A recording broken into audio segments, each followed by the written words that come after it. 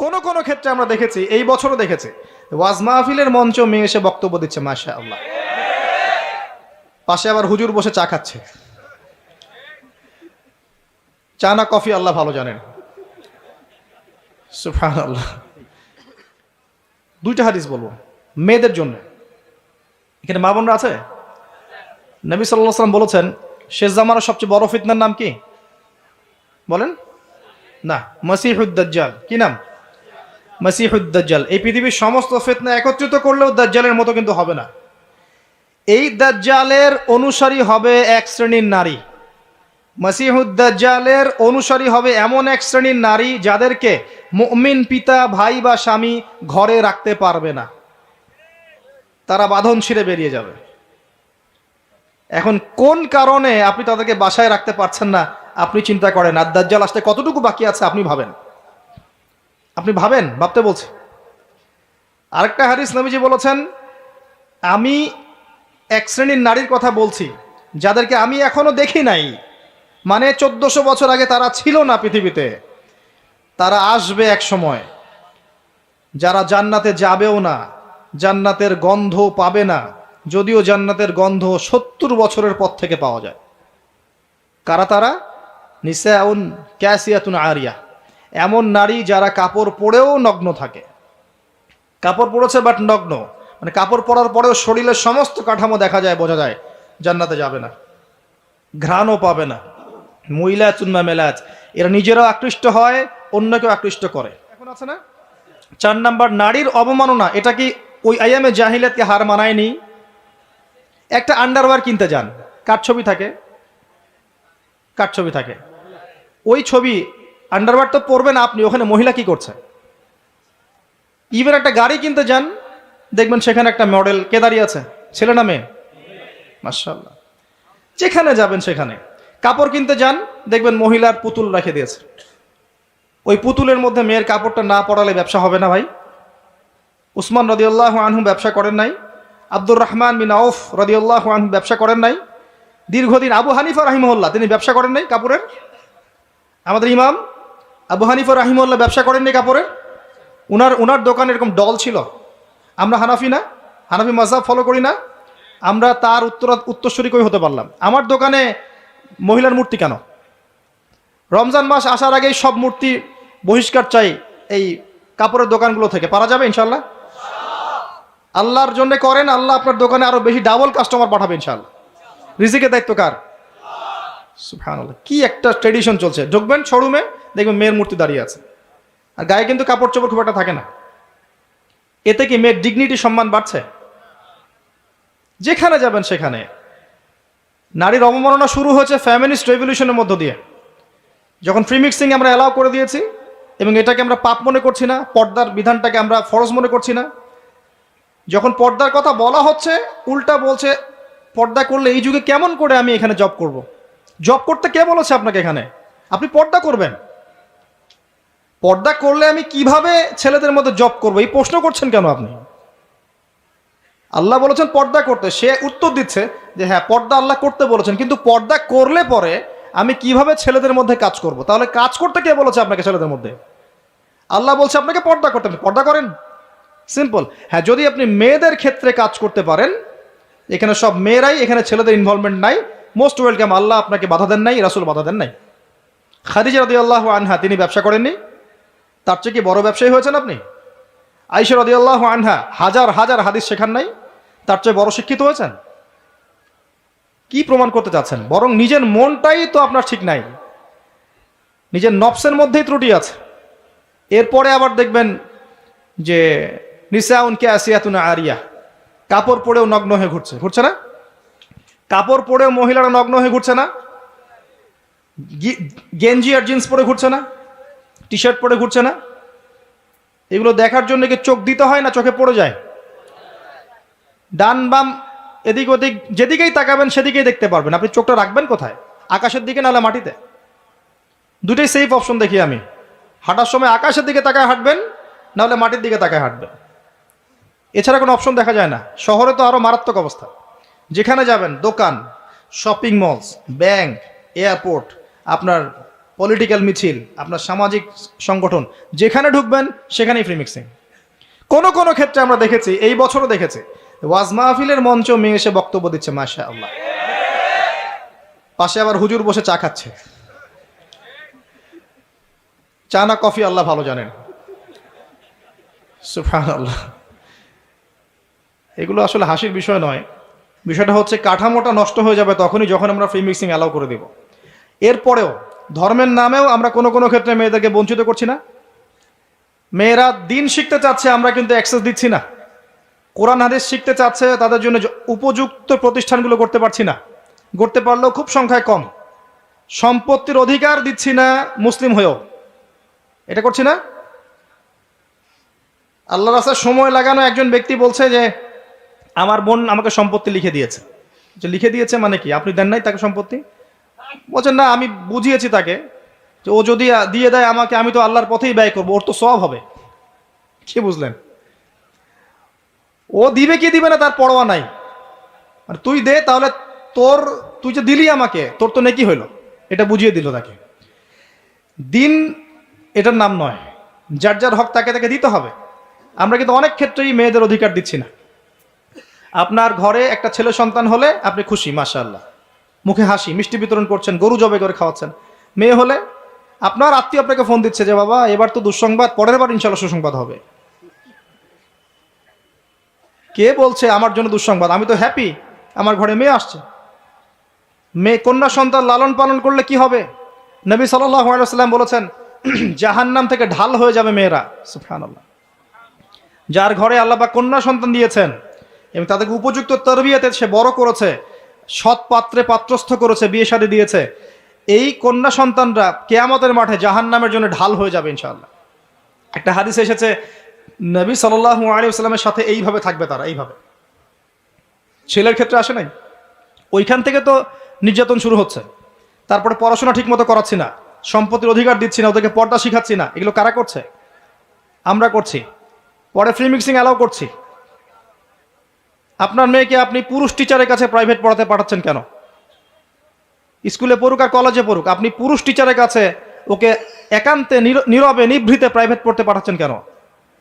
আপনার বাসায় পুরুষ টিচার আসছে, আপনার মেয়েকে একা একা পড়াচ্ছে কেন একটা রুমের মধ্যে? এই সুযোগ কে করে দিচ্ছে? আপনি তো ঘরের মধ্যে একটা পতিতালয় খুলেছেন। যখন একটা ছেলে একটা মেয়ে একা একা থাকবে, তৃতীয় পক্ষ থাকবে সেখানে শয়তান। আস্তে আস্তে সেই টিচারের হাতেই দেখবেন মেয়ে ধর্ষিত হয়ে গেছে। ধর্ষিত না হলেও মেয়ে নিজেই প্রেম করে পালিয়ে যেতে পারে। অ্যাক্সেস কে দিচ্ছে? আমরা দিচ্ছি। এরপরে দেখবেন যে মিডিয়ার মধ্য দিয়ে দেখবেন যত জেনা, ব্যভিচার, পর্নোগ্রাফি, অশ্লীলতা, পরকীয়ার সিরিয়াল, সব সিরিয়ালগুলোকে একত্রিত করে যেন গিলায় খাওয়ানো হচ্ছে। আপনি বাঘের মুখ থেকে হাড্ডি নিয়ে আসতে পারবেন, গোশত নিয়ে আসতে পারবেন, আপনার ওয়াইফের হাত থেকে রিমোট নিতে পারবেন না। একদম সন্ধ্যা লাগবে, বসবে, রাত 10টা পর্যন্ত 4-5টা সিরিয়াল দেখবে, তারপরে ঘুম। নিত্যদিনের রুটিন। আমি একটা বয়স্ক মহিলাকেও দেখেছিলাম, সুন্দর মতো মাগরিবের নামাজ হলো, নামাজ পড়লো, মাশাআল্লাহ। নামাজ পড়ার পরে বলছে বাবা আমি এখন কোরআন পড়বো। ঠিক আছে, মাশাআল্লাহ, দাদি পড়েন। দাদি কোরআন পড়া শুরু করলো, এক পারা কোরআন পড়ে শেষ। খেতে বসো, খেতে বসলাম, খাওয়া দাওয়া শেষ। দাদি এখন কি? একটু সিরিয়াল দেখবো কয়েকটা। তারপর 4টা-5টা সিরিয়াল দেখলো, তারপর ঘুম। কি একটা সাইকোলজিক্যাল পরিবর্তন দেখেছেন? এবং এগুলোতে কি শেখানো হচ্ছে? পরকীয়া, জেনা, কুটনামি, পরিবারের ভাঙন, এর কথা ওকে লাগানো, এর কথা ওকে লাগানো। মানে মনে হচ্ছে যেন এগুলো আমাদের ট্রেডিশন, এগুলোর সাথে ইসলামের কোনো সম্পর্ক আছে? এই পুরো সিরিয়ালগুলো কি ইসলামিক? যেখানে ইসলাম শেখানো হচ্ছে, কোরআন শেখানো হচ্ছে, বা ইসলামিক কোনো নাটিকা বা ইসলামিক কোনো সং বা নাশিদ বা কোনো সিরিয়াল, এমন কিছু কি? সবই তো পশ্চিমা ধাঁচের এবং অমুসলিমদের ধাঁচের। তখন ওদের মানসিকতা আমাদের মধ্যে ইনস্টল হচ্ছে। বাংলাদেশের কয়টা প্রতিষ্ঠানে হিন্দি শেখানো হয় বলেন তো? শেখানো হয়? হয় না। তারপরেও দেখবেন বাংলাদেশের ম্যাক্সিমাম মহিলা হিন্দিতে কথা বলতে পারে, বা কথা বলতে না পারলেও হিন্দি বোঝে, কিন্তু আরবি বোঝে না। আরবি তো বোঝে না, একটা আরবি শব্দ দেখলেই পুণ্যের কাজ মনে করে। ছেলের নাম রাখছে জাহিম, এটা আরবি শব্দ জাহিম। জাহিমের মানে কি সে জানে না। জাহিম মানে কি? জাহিম মানে কি? জাহান্নাম। জাহিম মানে জাহান্নাম, দেখেছে আরবি শব্দ, বাস লাগিয়ে জাহিম। তাহলে আরবির এই দশা, কিন্তু হিন্দি সব বোঝে। বাসায় যান, হিন্দিতে কথা বলেন, দেখবেন অ্যান্সার দিচ্ছে। যদি কালকে সকাল উঠে দেখেন যে বাংলাদেশ থেকে বাংলা ভাষা উঠিয়ে নিয়েছে আল্লাহ পাক, কোনো সমস্যা হবে না, সবাই হিন্দিতে কথা বলতে পারবে। এমনভাবে শিখেছে আর কি। কিভাবে শিখলো? কোন স্কুলে শেখানো হয়? কলেজে শেখানো হয়? ট্রেনিং দেওয়া হয়েছে? সিরিয়াল।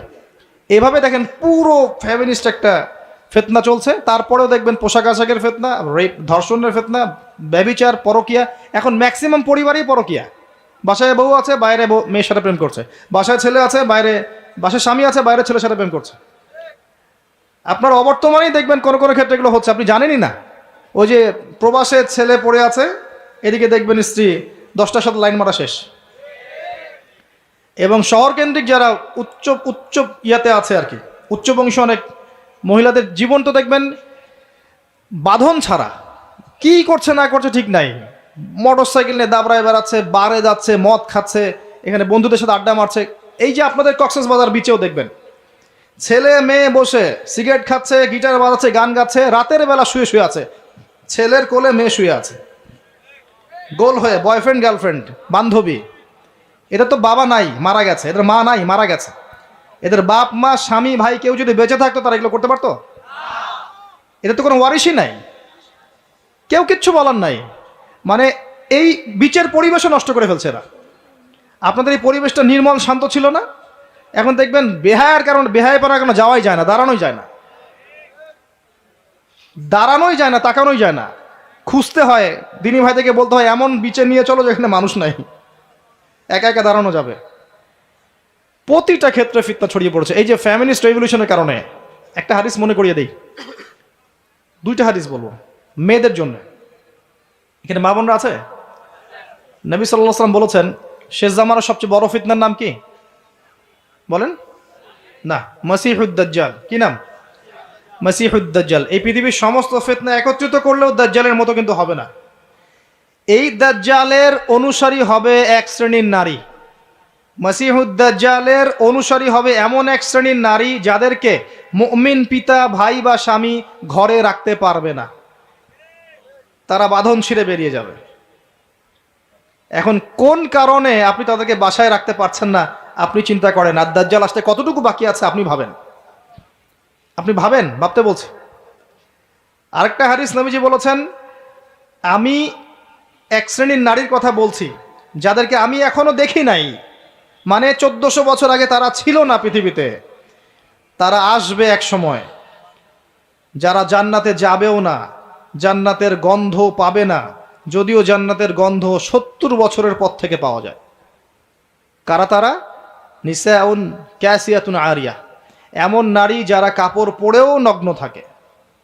কাপড় পরেছে বাট নগ্ন, মানে কাপড় পরার পরেও শরীরের সমস্ত কাঠামো দেখা যায়, বোঝা যায় জান্নাতে যাবে না, ঘ্রাণও পাবে না। মুইলাতুন মামেলাত, এরা নিজেরাও আকৃষ্ট হয়, অন্যকেও আকৃষ্ট করে। আরেকটা সুসংবাদের হাদিস, এসব থেকে বের হয়ে যদি মহিলারা আল্লাহ এবং তার রাসূলের আনুগত্য করতে পারে, মাত্র 4টা কাজ করলেই জান্নাত নিশ্চিত। মাত্র 4টা কাজ করলেই মেয়েদের জান্নাত নিশ্চিত ইনশাআল্লাহু আযজা ওয়া জাল। 1 নাম্বার, যদি তারা 5 ওয়াক্ত নামাজ ঠিকঠাক মতো পড়ে। 2 নাম্বার, যদি তারা রমজান মাসের সওম রাখে। 3 নাম্বার, যদি তারা তাদের পর্দা ঠিক করে, সতীত্বের হেফাজত করে। আর 4 নাম্বার, যদি তারা তাদের স্বামী, নিজে সাজবেন না স্বামীর জন্য, বাইরের মানুষের জন্য সাজবেন। বাইরের মানুষের জন্য আপনি সবকিছু করবেন, স্বামীর খেয়াল করবেন না। স্বামী বাসায় আসলে বিরক্ত হচ্ছেন, বাইরের মানুষের জন্য আপনি সাজুগুজু করছেন। পুরো কাঠামো চেঞ্জ হয়ে গেছে এখন। সমাজের হৃদ্যতা, পরিবারের হৃদ্যতা, ভালোবাসা থাকবে কিভাবে? নিজেকে তো স্বামীর মনের মতো করে গড়তে পারছেন না।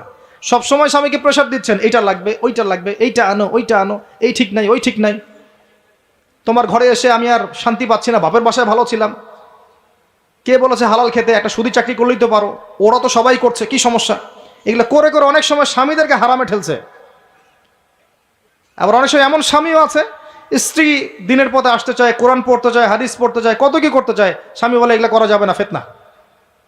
স্বামী বলে এগুলো এগুলো করার দরকার নাই, বাসায় থাকো চুপচাপ। দুই দিকে সমস্যা। আল্লাহর ওয়াস্তে উভয়ের মধ্যে আন্ডারস্ট্যান্ডিং বাড়ান, আল্লাহর দিনকে কেন্দ্র করে পরিবার গঠন করেন, ধৈর্য ধরেন, সবর করেন, আপোষে মিল মোহাম্মত বাড়ানোর চেষ্টা করেন, ইনশাআল্লাহ তাআলা ওই পরিবার থেকে ওমর এবং খালিদ রাদিয়াল্লাহু আনহুমা তাদের মতো সাহাবীর মতো সন্তান জন্ম হবে ইনশাআল্লাহ। সমস্যা বলতে গেলে রাত শেষ হয়ে যাবে আর কি, আমি এক একটা টপিক নিয়ে কথা বলতে পারছি না। এই যে ফিতনার কথাগুলো বলছিলাম, এই মহিলাদের ফিতনা ওই সময় যেমন ছিল এই সময় আছে। 4টা কাজ নবীজি করতে বলেছেন মেয়েদের ভালোর জন্যে, তাদেরকে বলেছেন জান্নাতের যে কোনো দরজা দিয়ে ইচ্ছা তুমি ঢুকতে পারবে যদি 4টা কাজ করো: সালাত, সওম, পর্দা এবং স্বামীর আনুগত্য। স্বামী যদি আপনাকে খারাপ কোনো কাজ করতে বলেন, পর্দার খেলাফ কিছু করতে বলেন, বা এমন কোনো কাজের আদেশ করেন যেটা কোরআন সুন্নাহর বিরোধী, তখন আপনি তার কথা মানবেন না। এটা না মানাই হচ্ছে আপনার জন্য ফরজ, তখন তার কথা আপনি মানবেন না। তো প্রিয় ভাইরা, আমি ইনশাল্লাহ পারিবারিক বিষয়গুলোকে নিয়ে ডিফারেন্ট কোনো লেকচারে ডিটেলস কথা বলবো। আজকে আমি এত কথা বলতে পারছি না, অনেক কথা আছে মনের মধ্যে জমানো আপনাদেরকে বলার জন্যে, ফ্যামিলিগত বিষয়। কারণ ফ্যামিলিগুলো এখন এক একটা জাহান্নামের টুকরা হয়ে যাচ্ছে এবং এত ফিতনা ছড়িয়ে পড়ছে ফ্যামিলিগুলোর মধ্যে, বাবায়, মায়ে, স্ত্রীতে, স্বামীতে, ভাইয়ে, বোনে, সন্তানে, যে আমরা আর সেই নবমী পরিবারগুলো পাচ্ছি না। আর পারিবারিক বন্ধনগুলো যখন ভেঙে যাচ্ছে তখন দেখবেন সমাজে ফিতনাগুলো বাড়ছে। আমরা দোয়া করি আল্লাহ পাক মেয়েদেরকে 4টা কাজ ঠিকঠাক মতো করার তৌফিক দান করুন, আমিন।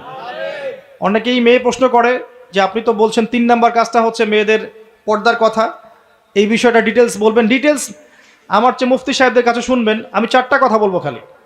1 নাম্বার, প্রিয় বোন, আপনি আপনার পোশাকটা এমন করবেন না যেই পোশাকটা পরার পরেও শরীরের কাঠামো বোঝা যায়। সেটা বোরখা হলেও চলবে না, এমন বোরখা চলবে না যেই বোরখা পরে আপনার শরীরের কাঠামোটা বোঝা যায়।